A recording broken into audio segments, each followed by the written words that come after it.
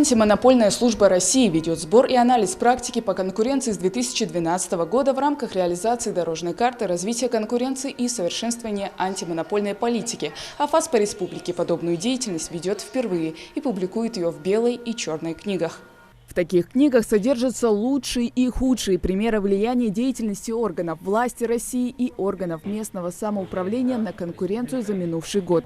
Поэтому федеральная служба и проводит семинар, чтобы они были в курсе и смогли задать интересующие их вопросы. В белую книгу непосредственно включаются только те примеры, которые региональная либо муниципальная власть сделали самостоятельно.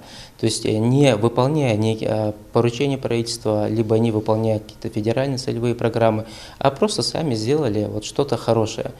То, что способствует развитию конкуренции и в конечном итоге развитию экономики республики. Примечательно, что белая и черная книги будут опубликованы на официальном сайте антимонопольной службы. Эти книги – не что иное, как своеобразное пособие для региональных властей. С его помощью можно предупредить нарушение антимонопольного законодательства, научиться на чужих ошибках и, конечно, перенять положительный опыт соседних регионов. На семинаре присутствовали и бизнесмены. Хаваш Багаудин-Плиев, к примеру, занимается предпринимательской деятельностью сравнительно недавно. Поэтому внимательно следит за всеми нововведениями, которые появляются в антимонопольной службе.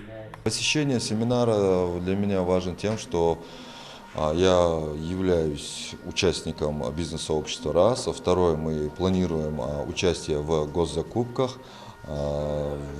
и участвовать в партнерстве с государством, вести проекты. Уже некоторые вели, маленькие, конечно, и дабы изучить практику по России, чтобы не повторять чужих ошибок, послушать презентацию и задать напрямую вопрос руководителю УФАСа.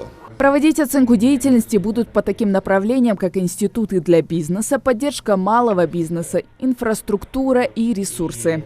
В принципе, черно-белая книга, она ведется с 2012 года и зарекомендовала себя достаточно хорошо.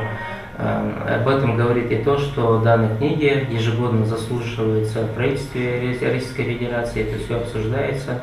Пока по данным центрального аппарата службы лучшие показатели у таких республик, как Адыгея, Хакасия и Кабардино-Балкария. А вот как покажет себя Ингушетия, узнаем в 2021 году. Хава Газикова, Магомед Дидигов, Новости 24.